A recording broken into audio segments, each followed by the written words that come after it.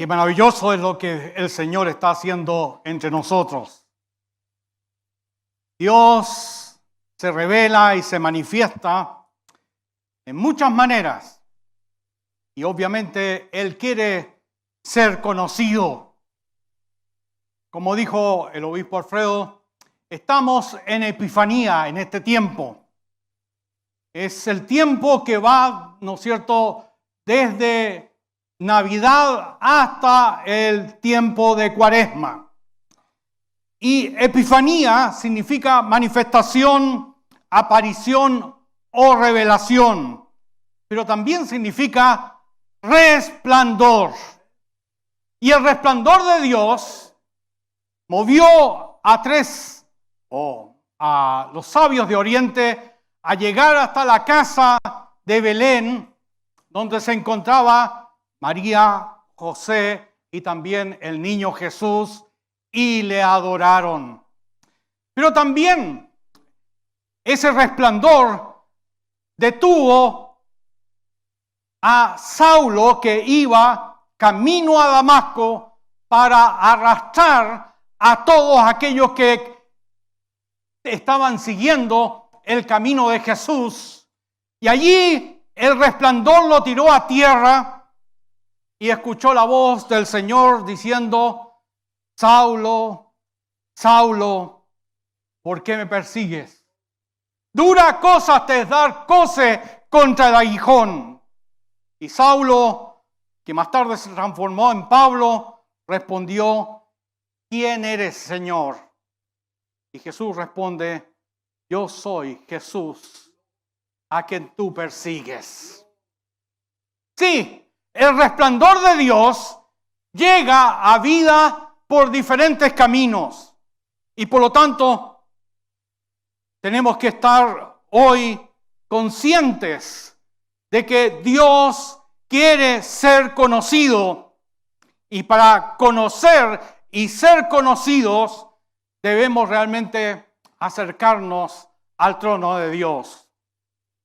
Oremos a Él. Padre, resplandece sobre nosotros, Señor, con tu presencia.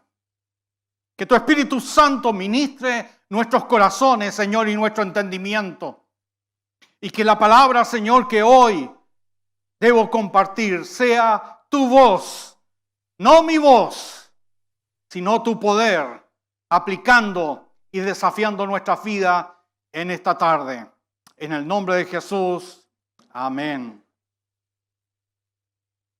Mis hermanos, podemos estar presentes años en nuestros tiempos de adoración y alabanza y no conocer a quien adoramos. Un personaje anduvo 3 años con Jesús. Fue el hombre de confianza de él. Junto con los demás, fue enviado por Jesús. Formó parte de los 12. Nos dice Mateo 10, 2-4. Nadie le increpó por algún comentario o comportamiento desubicado. Se le tenía confianza. El maestro le mostró su amor. Solía sentarse junto al maestro para comer. Tuvo poder para expulsar espíritus y sanar enfermedades, según Mateo 10:1. Esta lista describe a un personaje. ¿Quién es ese personaje? Tú lo sabes. Fue Judas Iscariote. Judas Iscariote pasó 3 años al lado de Jesús. Compartió su vida, pero no conoció a Jesús. Y por lo tanto, quizás te parezca increíble, pero los evangelios revelan que los discípulos nunca sospecharon de la doble vida que Judas llevaba. Si piensas que en los textos que denuncian a Judas, recuerda que los evangelios se escribieron años después de los sucesos y que los discípulos entendieron todo después de la resurrección de Cristo. Aunque también es cierto que en el Getsemaní lo identificaron como el traidor. Cristo eligió discípulos con las mismas luchas que tiene todo ser humano. Cristo tuvo conocimiento pleno y propósitos claros al elegir a Judas. Por eso sabemos que Él no se equivocó cuando la Biblia afirma que no hay justo o intachable, ni aún uno no se equivoca, como lo dice el mismo Pablo en Romanos 3:10. No podemos identificar las intenciones del corazón tan pronto y de manera correcta como Dios lo hace. Porque Dios no ve como el hombre ve, pues el hombre mira la apariencia exterior, pero el Señor mira lo que está en el corazón. En los lugares altos del liderazgo puede haber hermanos viviendo una doble vida y con resultados aparentemente extraordinarios, pero llegará el día en que se conozca sobre ello, nos dice Marcos 4:22. Porque no hay nada oculto que no haya de ser manifestado, ni escondido que no haya de salir a luz. No todos son capaces de identificar y admitir las deficiencias éticas de un líder, pero Dios revelará los cambios necesarios en su tiempo perfecto. Nuestras debilidades nos impiden que Cristo nos use, pero Él nos llama a vivir en obediencia y en sumisión para que el mundo sepa que nadie merece gloria porque solo Él es íntegramente intachable. No nos debemos sorprender las noticias de caída de grandes líderes ni desanimarnos. Esto debe servirnos como advertencia de que todos somos proclives al pecado y no estamos exentos de caer en vergüenza y descrédito. Ciertamente, esto afecta, ¿no es cierto?, a nuestro mundo, pero también hemos escuchado con tristeza y como personas y personajes mundiales han caído en pecados abominables, condenables, repudiables. Y yo quisiera preguntar a los humanistas hoy en día, ¿cuál es la respuesta a ese desastre en vida de personajes que tenían realmente una reputación de liderazgo y político y también de gobierno, que eran realmente tomados y considerados como los más grandes personajes? Sin embargo, cayeron en pecados desastrosos. Dios cumple su plan eterno. Y aún en medio del pecado de los falsos creyentes, los cuales serán juzgados. Sí, el mundo está lleno de pecado y corrupción. La iglesia no debe deshonrar a Cristo el perder las características de ser sal y luz en la tierra. No somos totalmente intachables, somos pecadores, perdonados que gozamos de la dirección del Espíritu Santo, la compañía del Señor todos los días y la luz de su palabra, para cumplir una misión clara de predicar el Evangelio con fidelidad, en santidad a toda criatura. Una pregunta que surge es ¿cómo podemos guardarnos y fortalecernos en nuestra vida cristiana? Tiene que ver con las siguientes preguntas. Primeramente, ¿para qué hemos sido creados? ¿Sabes tú para qué hemos sido creados? La respuesta es para conocer a Dios. Sí, la razón para qué existimos es para conocer a Dios. ¿Qué meta deberíamos fijarnos en la vida? Por supuesto, la de conocer a Dios. ¿Qué es esa vida eterna que nos da Jesús? El conocimiento de Dios. Dice el mismo Señor Jesús en Juan 17:3. Esta es la vida eterna, que te conozcan a ti, el único Dios verdadero, y a Jesucristo a quien has enviado. ¿Qué es lo mejor que existe en la vida? Lo que ofrece mayor gozo, delicia, contentamiento que ninguna otra cosa. Por supuesto, el conocimiento de Dios. Jeremías 9:23 dice, así dice el Señor, que no se gloríe el sabio de su sabiduría, ni el poderoso de su poder, ni el rico en su riqueza. Si alguien ha de gloriarse, que se gloríe en conocerme y de comprender que yo soy el Señor, que actúo en la tierra con amor, con derecho y justicia, pues es lo que a mí me agrada, afirma el Señor.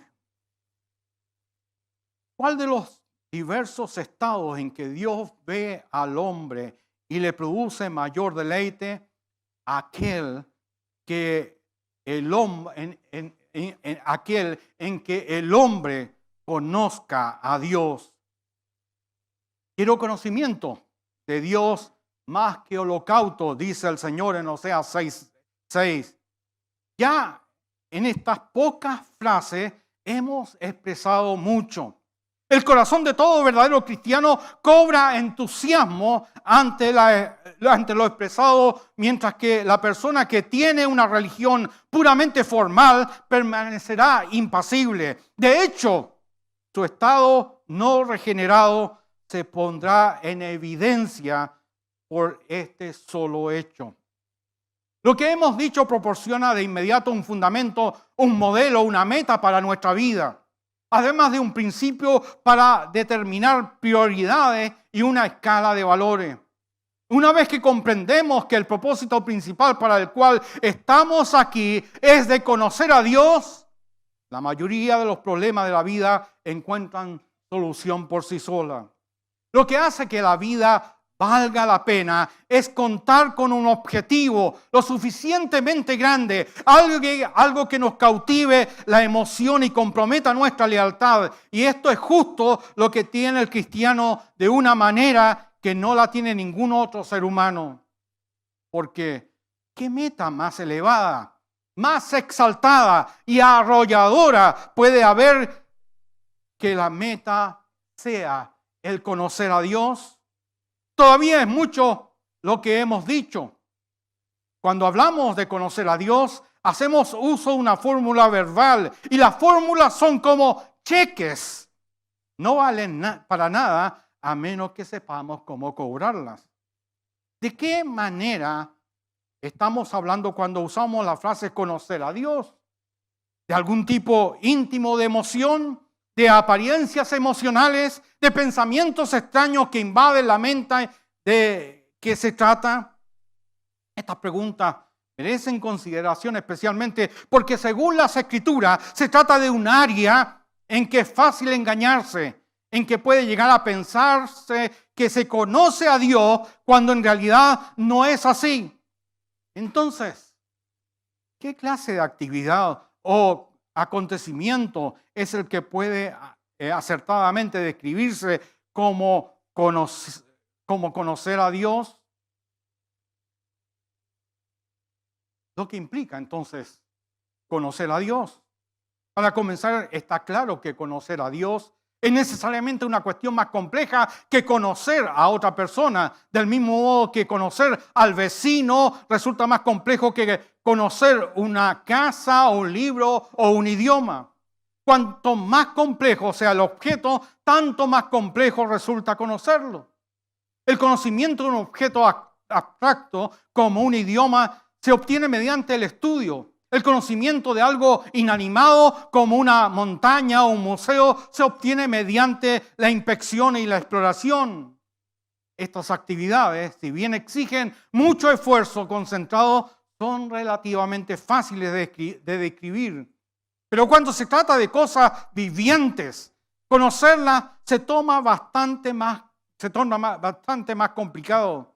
No se llega a conocer un organismo viviente hasta tanto no se conozca la forma en que se puede reaccionar y comportarse bajo diversas circunstancias específicas, y no simplemente conociendo su historia pasada. Conocer a una persona conlleva una mayor complejidad, ya que la calidad y la profundidad de nuestro conocimiento de los demás depende más de ellos que de nosotros. De manera que cuando usted quiere conocer a una persona en que en la escala social está muy alto, Usted no le hace preguntas a esa persona, es esa persona que le hace las preguntas. Si usted va a visitar a Carlos III, ¿no es cierto?, a Inglaterra, bueno, usted no puede preguntarle a él lo que quiera, él le va a preguntar a usted. Si usted está frente a un magistrado, usted no le puede hacer realmente pregunta al magistrado, el magistrado le hace pregunta a usted. Entonces, evidentemente, cuando nos enfrentamos al Señor, evidentemente tenemos que callar y esperar que Él nos haga preguntas. Y estas preguntas vienen a través de estudiar la palabra de Dios, de leer la palabra de Dios, porque el Espíritu Santo realmente nos va a guiar a un encuentro profundo y personal con Dios, en que vamos a ser cuestionados, vamos a ser zarandeados, vamos a ser estremecidos, porque la palabra de Dios es aguda, es realmente una espada de dos filos que penetra hasta lo más profundo del corazón. ¿Ha traído usted hoy día la Biblia? ¿Cuántos han traído su Biblia hoy? Bueno, algunos han traído el teléfono. Y por cierto, en el teléfono puede encontrar realmente toda la variedad de versiones de la Biblia que usted quiera. Pero tengo una mala noticia. La inteligencia artificial podría alterar completamente el texto. Y usted no tendría realmente base para argumentar que el texto que aparece ahí no corresponde a lo que realmente debe ser una correcta traducción de la Escritura. Pero eso es mucha fantasía, usted dirá. Pero imagínese que viene una explosión solar y nos borra toda la información, como han dicho algunos. ¿Dónde va a estar la Biblia? No la encontrará en su teléfono ni tampoco en su computador. Se habrán desaparecido completamente. Por lo tanto, un libro como la Biblia, nadie se lo puede arrebatar. Y esa palabra permanece firme. Por favor, compre una Biblia. Compre una Biblia. Yo no soy agente de la sociedad bíblica ni que se parezca.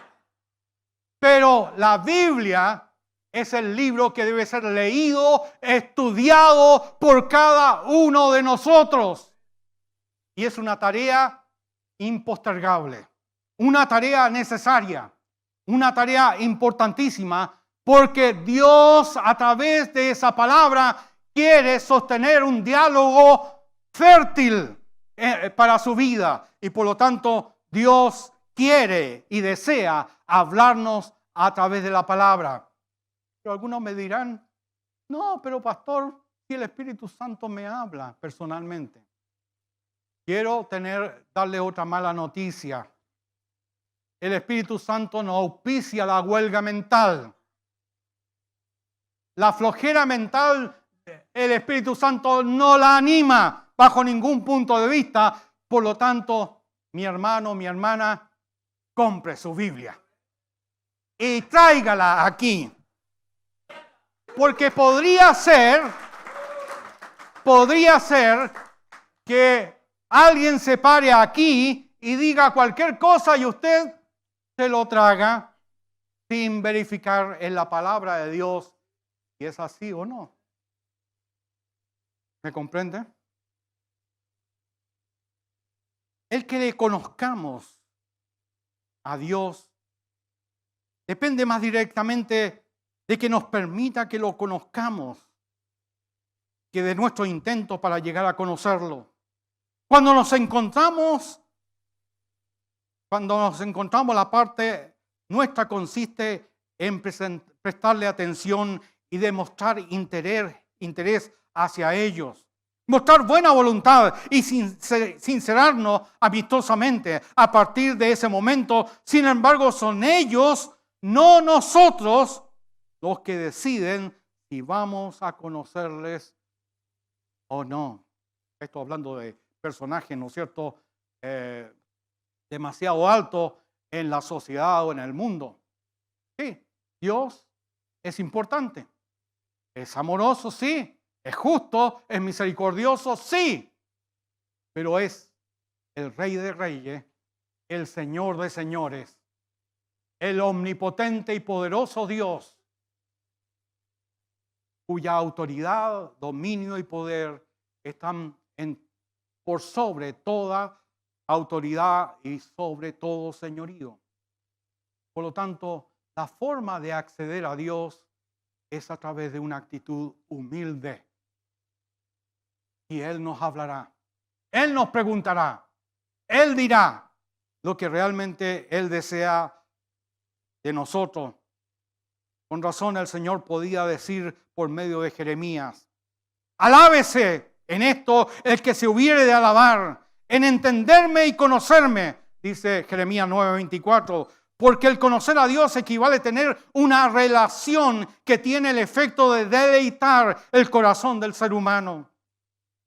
Lo que ocurre es que el omnipotente creador, Señor de los ejércitos, el gran Dios ante quien las naciones son como una gota en un balde, se le acerca y comienza a hablarle por medio de las palabras y las verdades de las Santas Escrituras. Quizás conoce la Biblia y la doctrina cristiana hace años, pero ellas no han significado nada para usted.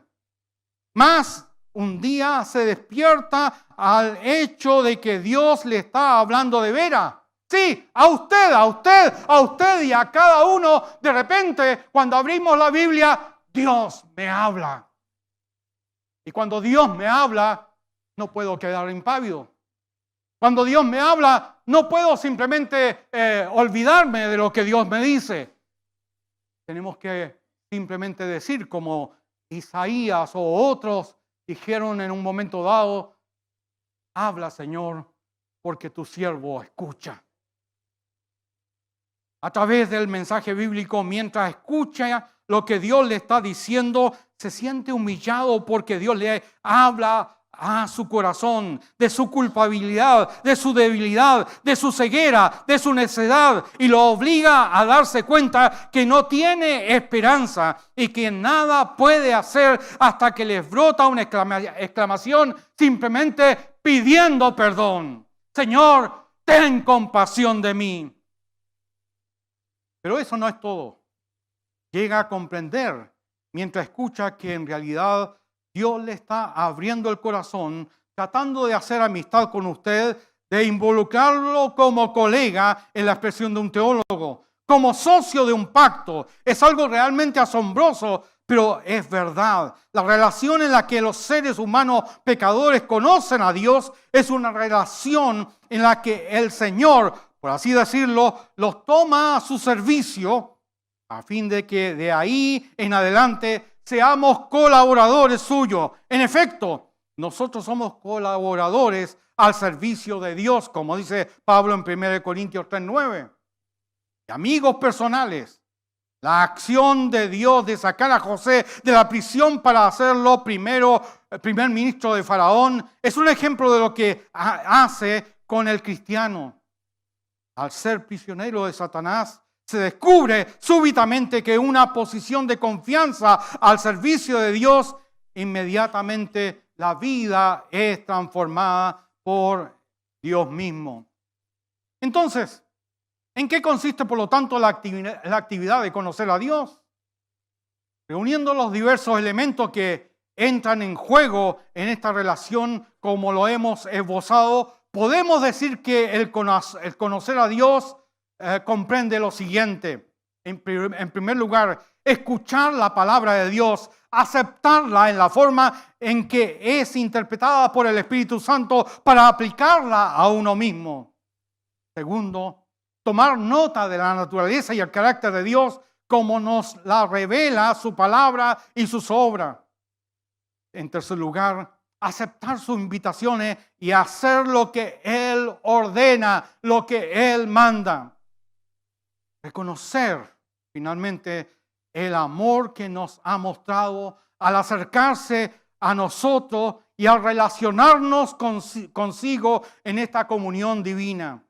El caminar con Dios requiere dedicación y esfuerzo de nuestra parte. Es a través de la constancia en la oración, la lectura y estudio de la palabra de Dios y la obediencia a sus mandamientos que podemos vivir una vida plena y significativa en su amor y gracia. No necesitamos buscar la aprobación de los demás para encontrar nuestro valor y propósito en la vida. Solo en Cristo encontramos nuestra verdadera identidad. Las palabras del apóstol Pablo en la carta a los Gálatas, él dice que el gran propósito y el gran sentido de la vida que tiene en Cristo lo satisface plenamente. Los Gálatas habían buscado otras formas, otras maneras de cómo conseguir, en cierta manera, seguridad y aceptación. Habían dejado ser marcados en su cuerpo, con señales en su cuerpo, para que de esa manera nadie les molestara más. Pero Pablo lucha contra eso y dice que eso no es lo que realmente debe satisfacer la vida del ser humano. La identidad y el propósito de la vida que nos da sentido y nos da realmente valor y que realmente nos da dirección en la vida es tener las marcas de Cristo en nuestra vida. ¿Y qué son las marcas de Cristo en nuestra vida? Los sufrimientos, los padecimientos, los rechazos y aquello que Pablo había experimentado en su vida. Por lo tanto, marcado con el impacto de lo que es Cristo para nosotros y debe ser Cristo para nosotros, ciertamente la vida cobra sentido y cobra valor. Lo más importante para nuestra vida, lo más trascendente para nuestra vida, lo de más valor para nuestra vida es que Cristo sea quien controle y gobierne nuestras vidas y nosotros le sirvamos a Él como Señor y Salvador en todo momento. A Él sea la gloria y la honra por siempre. Amén.